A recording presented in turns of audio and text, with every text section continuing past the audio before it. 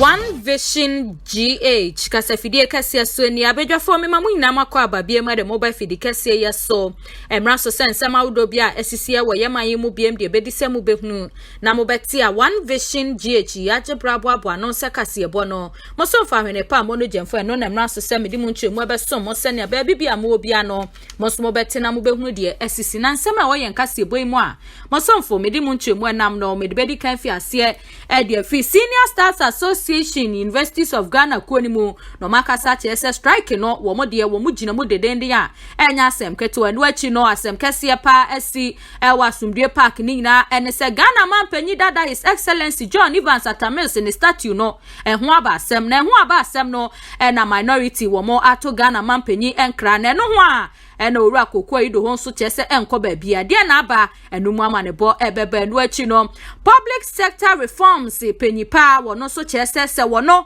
why finance minister konmonya fine adusu nka obe suspending the salary e dientia eno sumu amanebo beba medin e de ahwenepa amono jemfa afabuso yan kase ebo no enie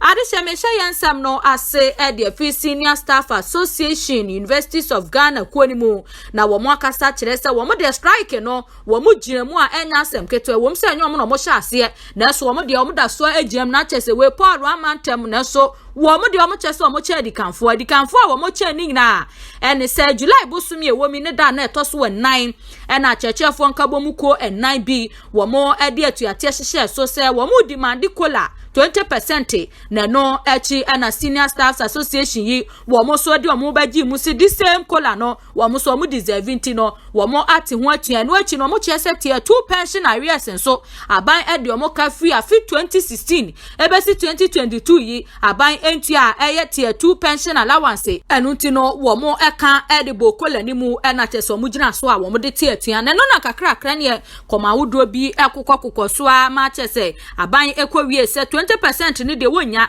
na mo 15% wo benya na no enenam so eku ahodo a wo mo eko strike because of kola yi wo mo nyina esanso resume work na manebo abeto dwane se Senior Staff Association Universities of Ghana kuo ne de wo mo da so agina strike nim adanya wo mo chese wo mo no mo nsema na mo de nam na enye kola ne nko awo kola no eka ho eluti kola na ye one leg ena ban ehwan afiri wo eti no other leg no mo gina so no je so mate aban enka enu achi wo mo chese contract agreements bi ewo wo ho a aban eni so eluti nya se kola no aban agi tu mu nanti no na wo mo so mo kwa adwuma da bi ko sise other demands na aka no aban ebeye no nya de se wo mo ebekọ nne wo mo ebekọ kina na national chairman odekuo ya no ye owura Isaac Donko wo kire se ekuo no ebia strike no be suspended na emom nya so me calling offer no be cancel ne kra na suspending na ebebem no yese sesi anomo any Ministry of Education ni Ministry of Labor e de ahyiemu ama yesi ano ma conclude wo ma wie bibia kasempanifo e de omo sabe hya ase na chese signature bebemu eno no na wo twetwam no mutwa ho kwan a panifo ansan enu ti na esi ano conditions ne kra na say sesi an agreement ne kra akoso between the two parties no wo mo e hwe animu kwan say ada eye members no be atum so mo gitum dia fine case na wo anya ntum so kra dia wo mo ebeto asunti wo mo kai Ghana fo ne titru ene omo a wo mo ma ewo suapan hudo mu ene adesuafo a wo mo ewo suapan hudo ni mu say Senior Staff Association Universities of Ghana na chesa ban suapan hudo no wo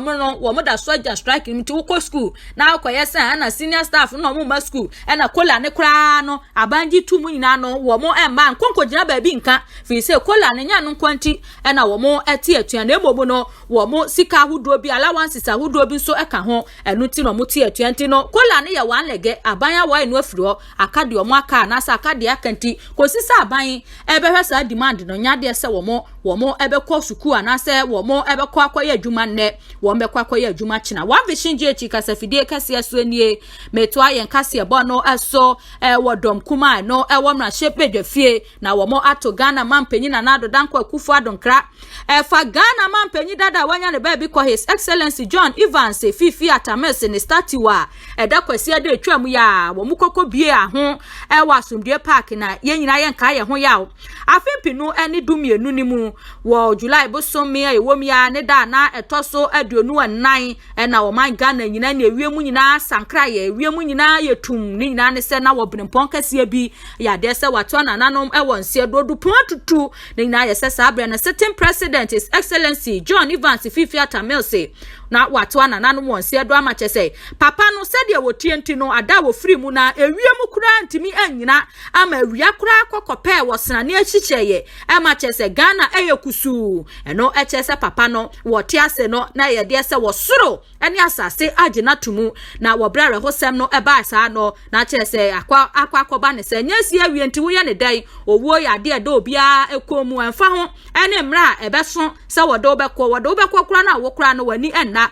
ewo eni ho enfa amasebi ordinary people esikafo kọ adefo kọ wo mo maji omudin kọ ahodenfo kọ wo mo mre kọ wo mo ni din kọ enu nti eba sa no na yesu na yebesu na emom no yeni asembia yebebisa Nyankopon na no ena da kwase ade atwam ya na emfiedu na chese wo bra Ghana mampanyi wo free mu no emfiedu esi na no kwase ade enu nti no dwumade kase ekoso wo Asomdwee Park na eho no esiesi awodo nso ekoso ama ne bo chese baabi a Ghana mampanyi dada yi namu ewo na se baabi a yesie no emre kakra ne kopie mu wo na chese enkoyie park no niema ya basa ewo so ma chese owura Koku Anyidoho Waba bonte bekasa chese mpa sentini sebi ndisi amanyoko ni nti omo wonka ye pa de mapapa yi wo hwe ebra wo wuye no a na chese eye ndisi amanyoko no wo mo time ama chese Era John Dramani Mahama wo famu one time kakra nanso no wo mo anhwe papa yi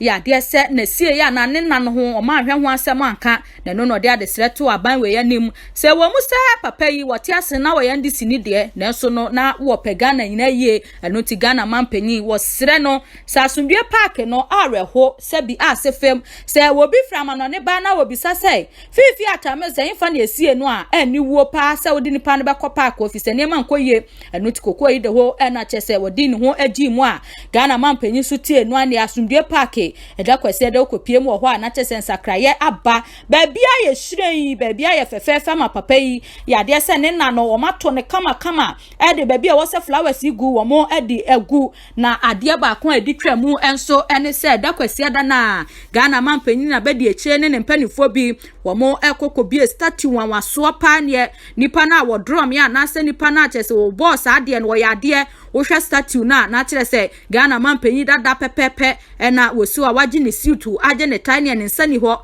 se bi efinity ekosi eye ne yamu no eno ne yetwa ye de si ade so kama na me ne mo ka se de statue we ho abasem enho abasem nyina ene se enchroya ewo eye statue no ho no dom kuma ewo mra hyebedwafie kire se ye didi atem kase pa edema NDC amanyoko no edema John Fifi Atamese busua edema Ghana mamu nyina adanya enchroya ewo Ghana mampanyi dada His Excellency John Evans Fifi Atamese ne statue no ho eye say this was unveiled by His Excellency Nana Addo Addo, President of the Republic of Ghana, and assisted by Samuel Koku Anyidoho, founder and CEO at Tamils Institute, and a date no ewa from Sunday, July 24th, 2022. And no any inscription and I say because entroya ewa papa yi ne statue no ehono no na no ena dom kuma ewa mra hyebedwafie echese hene ha edianti ena etesa na no na dom kuma no ato Ghana mampanyi krasa ni manimu ya wo munim nipa wo yes ade no na emomu no de omuka ene se ye didi atem kese pa se dianti ena papa yetimi amount statue want se ewa Asomdwee Park na yamfa ni din amba mu edianti na tesa edin awodo ebepiepie mu no wo mo echese mfaso bia se bi eni so fi se wo kokwa menkroma museum a papa ni statue ewo ho no papa na nkasa ni dingu ho e free bra ye wo no kosi bra wodi free mu babu akwa na wo kwa na bakosem kakra wo ho ubehu no first president of the Republic of Ghana ni atwura gu ho na edianti ena Fifi Atamese de enko ade Ghana mampanyi di ne gu ho Koku Anyidoho kura so anya ne di agu ho ama date any to God Almighty be the glory minority no echese enye ne yie mu enu ti no Ghana mampanyi enimanimu ya nipa a wo mo bo ne pa ma ne yesa no wonkonko yen sakraye ewo statue no ho yenkwo tie nkrato a minority no wo mo ato Ghana mampanyi What's a cook? If the heavy gate is closed, it's a mistake. If the disciple of the people that were praying themselves to come and change it, can sleep one day and they get out the Jesus was not there. That can happen. We are just drawing the attention of the media. If they care, they will come and change this illegality must be corrected. This illegality, tell them about the truth. So you want to see his name? Exactly. We want to see the name. You want to see his name? Yes, this is what we want. Show us his name. His name is not here. It's not here. It's not here. His name is not here. So what's the sense of it? What's the sense of it? Speak to the people. You understand? It's an insult, an indictment. He alone is bearing Addo. He alone is bearing Koku. He's a president from a year to a year. It should be boldly what? My brother, see, we are not against our own nation. Our nation is our nation. The nation belongs to us. What we are saying is that we are drawing their attention to the mistake they've made. So if they care, they should come and correct it earlier, the better. We are not going to come and destroy this thing. It's here for all of us. But if they care or if they get to know that yes, we are drawing their attention to this mistake, they should just come and correct it. That's all. We want Atamel's name only to be here. All this inscription, they can send it to the gate. They can put it at the gate. We know that they do it fine. We understand. But the name, they should change it. We stand by the name to be repeated as this. We stand by. I'm so much angry with my own countrymen. Is in order. We draw the attention. I'm so much angry with him. So you feel that Koku Anyidoho is mistaken or doing something wrong? And do I need to tell you whether Koku Anyidoho is doing something wrong or you know that the Koku Anyidoho is doing something wrong? Can Koku Anyidoho go to Anglo and go and do this to his father? In which capacity? Can he go to Anglo and go and do this to his father? In which capacity?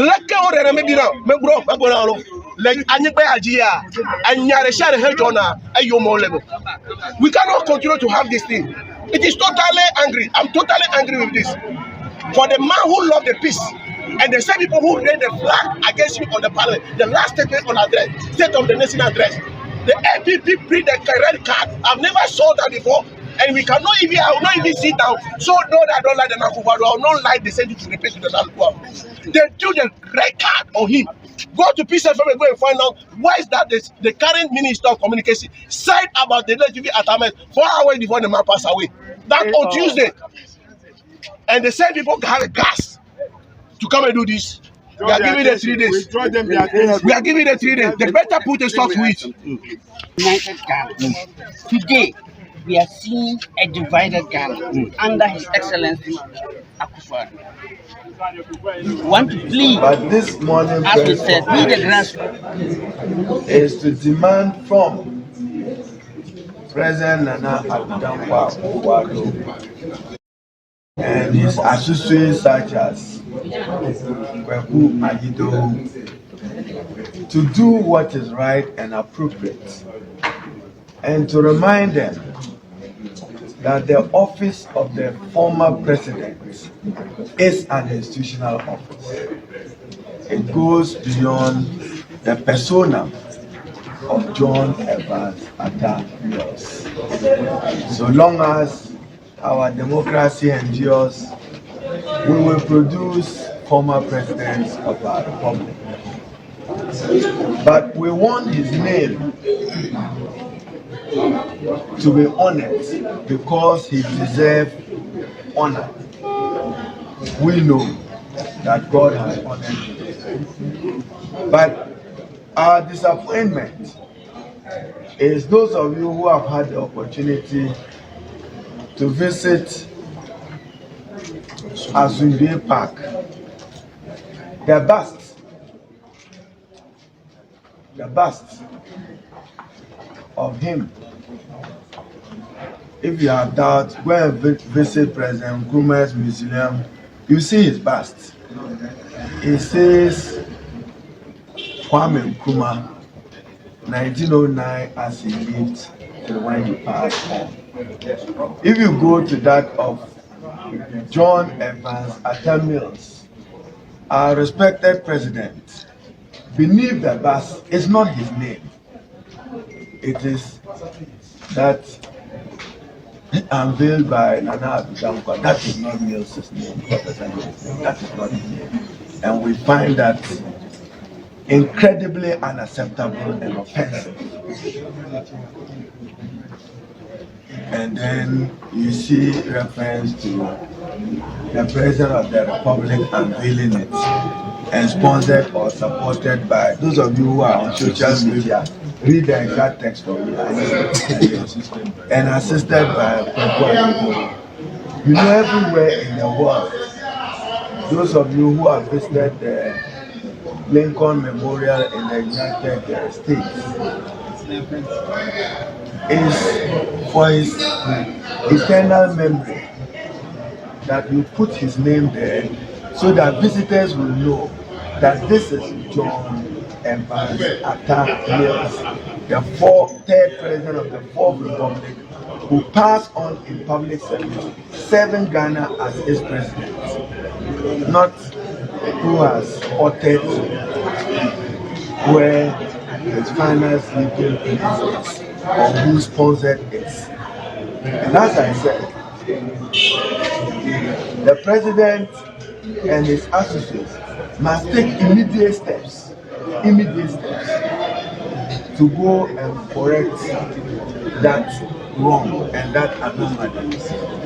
We find it incredibly unacceptable and incredibly offensive. But for the peaceful nature of the late John Mills, I would have just walked away from here and go and change it myself. But that would not be in honor of the late John Evans Atta Mills. He preached peace, and I learned peace from him. Other than that, ordinarily, we just walk from here, we walk and take it off,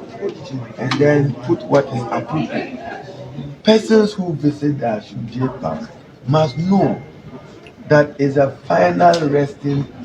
place of the late John Evans Atta Mills, president of the country, who passed on in office, and to his eternal memory, this bust is put in place. How then can any of you explain that just beneath the bust you see who unveiled it and who sponsored or who supported it? That is not his name. And for the unsuspecting people, somebody may come and then the picture will be referred to as unveiled by. In any case, I never even saw Professor Mills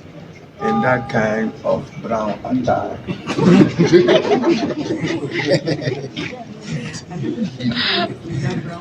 I never saw him in that kind of brown attire. So as I've said, it's a one-item press briefing. We are very disappointed at the attempt to sow seeds of conflict and to further hurt a grieving family. We lost a statesman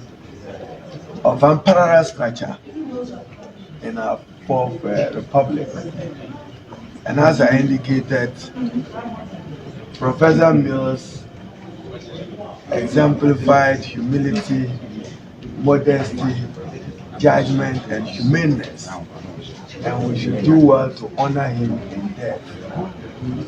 and stop dragging his name. Then those of you who go to church and sing Methodist hymn and say rest in peace, rest in peace. Is he resting in peace? Want him to rest in peace. He deserves peace, and he deserves the peace of God. Thank you very much. Adishia me sign so emamo akwaba BMT minority leader won monyamfo Haruna Idrisu wono ena ejina ne doma nemu a womo ato Ghana mampanyi enkrantin krato ni nyina eye se entroya ewo eye John Evans Fifi Atta Mills ne statue no ho no enya ne kwanso a eno na wose papa ni din ena egu ho nipa unveiling ye no sebi mfaso bia eni so na no ena wowura Koku Anyidoho sesi ano no so wo trende fi se dachi bia no sensakra yamba papa yi statue ni di bo ho ba fo wono so eche sebi emfaso ben ene wa ade we so na mane bo che se nya minority ni nkwa na e call for that da kwesi de wo bra dwumadie no kwa awieye no Ghana dihie bi ene nsɛmtwɛfo kasaye wo mo no mo hya ase ye sa campaign no se ntwoya egu papa ni statue no ase no enye ne kwan so ano no nti minority no na wo mo emfa sa akwanya no na dadwo de ya wo mo address press ese Ghana mampanyi wontie Ghana for ekan fi said wo mo twegu ho no enye ne kwan so ano no ne no na Koku Anyidoho kire say hwan na enim fifi atamelse hwan akora ya wo ne nekora no wo hu papa ya nim ewo buku mu na wo kopie mu Asomdwee Park ya obetimi identify say papa no onu nie enu ti ne sani din wo so sani din eni so no ya de semfa so bia eni so na no wo che say Ghana for yan hwade o wo bra o mo unveiling papa ni statue no ade ana egu ho abuo fita kama na so ne yan hwe wo che say all this while no ya de say kofuko bi pese wo mo performing rituals wa Asomdwee Park nti yan hwade wo mo ye amanebo kire say wo kopie mu wa Asomdwee Park ya papa ni statue wase no ya de say shinapo egu so carries ahodo na chese sidie ene niama bi ewo statue no anim ene ye di nhire bi akwakogu hu nipa wo ye sa no ora sam Koku Anyidoho chese wo modi na momo no wonim wo mo a wo mo ye sa tweet mu na wo tweet say they have always wanted to perform rituals at Asomdwee Park. They have never honored his memory, so they boycotted the ceremony by the state and went to perform this stinking ritual. Look at how they have desecrated the bust of President Atta and no and in Sema already the whole day about Bontenache said the work can say all this while no kofobi person or more ekwakwaya rituals or more kwakwaya moyankuma dear or park and so no munya kwine. They see no statue no emomuno and I the perfect air time for them and no tiyanhwe ade na no kwese de omukwaye yenhwe niam egugugu so manfo bi akwakwa nyankoma de ewo so na no ena ochiem che say sa calling na minority ene Ghana fo bi call say yensesa edin na sentwoya egu hu no wo kire sese bi emfaso bia enuso bia enim Ghana mampanyi dadayi enu ti no enya afei na sebi ye ba ba twiro ni de egu hu obi a obehu ni bia dim say uncle Atta Asomdwee hene na wo na no che say who on earth who enters Asomdwee Park does not know this is President Atta. So if some journalists who have been sacked from the media house ask silly questions, why should we glorify this nonsense? And no any sema papa to the account to what you say. The amount for keka and antroya no nyane kwanso ano no enya Ghana mampanyi ene siwo ena enya samo Koku Anyidoho ne siwo ntino entroya egu papa no ne statue no ase no nyane kwanso ano no nti penifo anya sakraye no Koku Anyidoho chese wo humfum so bia ewo ho wa vision die chi kasafidie kase so anie menim se wakan de ewo entroya no ase atiase na no ne ebisa se demand minority no mu demand no ene Ghana fo bi no mu demand no ne kwanso ano na obetimi ache wadwen se da bi statue ya papa yi etisade so unveiled by president ne ade ne se bia hu hia ka wo se ye twiro ni din time ya wo no ekosi time wo di free mu ene bia na abakwasema na achievement kakra enu mom na hu se na nkwasi ye hu sendie ye hu ya obetimi de wadwen cha ba hu so ni nyina mu no so no it will go down in history se Ghana mampanyi na penso no yes ade wenti hu mfom so bia no so ewo ho a obetimi de wadwen kire aba mede yansam no kowie mu ewo public sector reforms aso ekesie no emu na CEO a woda so ekesie ya no onmonyamfo Thomas Kusi Buafo wakasa chese wono pa se wo finance minister pa se onmonyamfo Ken Ofoyata enka ha na adrusu na chese minority leader ko be suspending the pay be se 3 months ama no so watia mu bi no hu ne se na esi etie adanya America krani na report ba bonten se sika na aban ehwe ne mu kansen ko mbenya wo e-levy mu no enya sa no mu enya ne onmonyamfo Gabi Ochida kokra no wode na no betu mu bi se so far so good as e-levy no se de omo expect enya sa na ekoye na no onmonyamfo ha no adrusu amanebo kire se wo ba bonten be ka se ye ne de pa se aban alusu e-levy revenue no nti Ghana fo ma yentua ne me yentua china ne no na se sia no aban mu mpanifo na nanom tra konya Ghana de hye dodo na prese se Ghana mampani wanya reshuffle aden den na aba wan sisa niema mu se de be Ghana ebetimi akoye nim na no na opanyi kusi boafo obra wonya akwanya adadwo da ya ewo wuntumi TV wo morning show no so wo bisa se ye ka reshuffle asem na no ye pese ebu Ghana mampani kwom fi se wonya reshuffle na yembi se amson monya foreign address wo no no wo so parliament se a whole parliamentarian etimi akase e-levy revenue no ne de pa he's proud of NDC se aban ya lusu e-levy no enam wo mo hyehye wo mo ye enam mo afutu wo mo de ma Ghana fo bi no ma ye so yetie ne pepepe na wo che se reshuffling bi wo ho a onmonya foreign address enu kwa se wo no wo tena mra chebedwafie no wo no se wo finance minister kapapa no 3 months pay ya de se wo be holding on se de be ono so wo be tibi wo be hu ne se ya de se niema emu aden ana se sika ni hu a se ne etie se de aban yi wo mo expectations no o ma meeting na o se ya ne de no se ne 3 months pay no na ni da so se bosum ye betua meka next 2 months ye betua meka next 3 months ye betua meka na ba se ne feeling ne tie no ko be mana hu sa ka kumpenfo se agin kwaku anum yenko tie owura Thomas Ekusi Boafo ne sempoti odi tudwa me de coach no a wogina mu no ono anenim se bi ase na reshuffle no eye ono an the fair nipa no obi wo wa wo ka se bi wo no ma ya tias papa o ka se one ya reshuffle agri minister no onya ade a metimi so aka kire wo se African countries agri minister waba a common name nkrofo at this COVID time minister Ghana metimi a there was a young reshuffle finance minister miso metimi aka kire wo se finance minister we so niema wo de agu akwamu na finance minister at the tax measures but yen tax but the e-levy aba na wo you opposition are the young reshuffle haroda you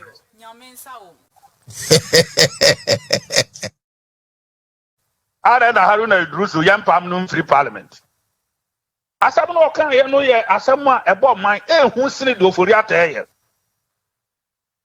haruna idrusu asam no ehu papa se ya mo ama ye mbra ato aba se ye nkotua tax afede ye betua tax no ne ade a na wona mo akire se ka me na me finance minister ne ade a me wayi pa to that extent ya come suspending na katua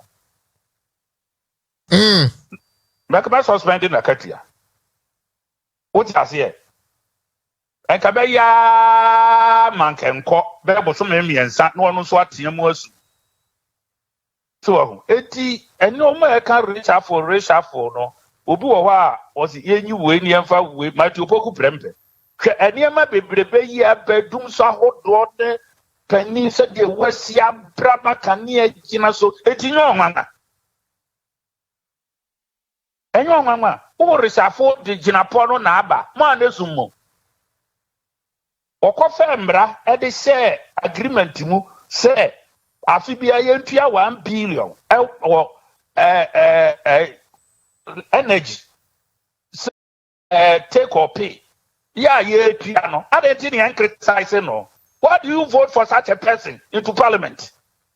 What is the crobufo eto abetia ne se be ma de wuye ye nkwada asem na de na de sa ye we shemu maga na airport kakes say ye. What is again a DBA question that?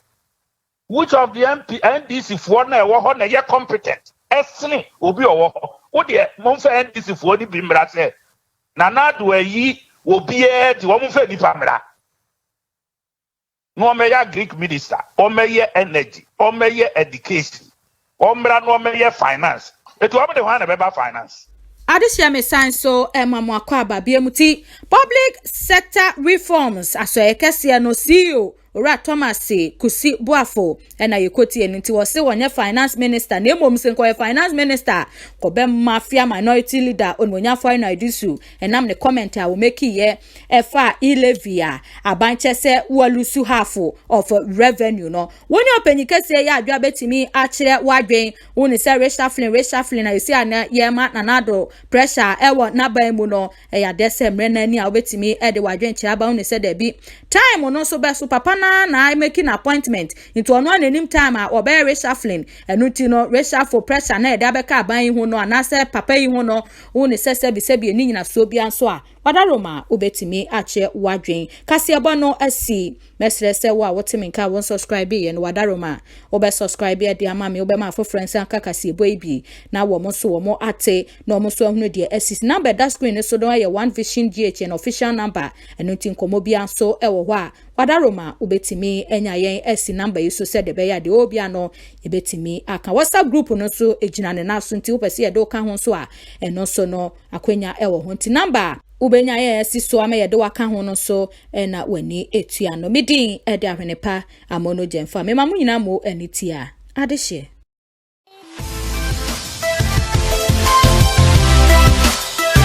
One Vision News, your best online news.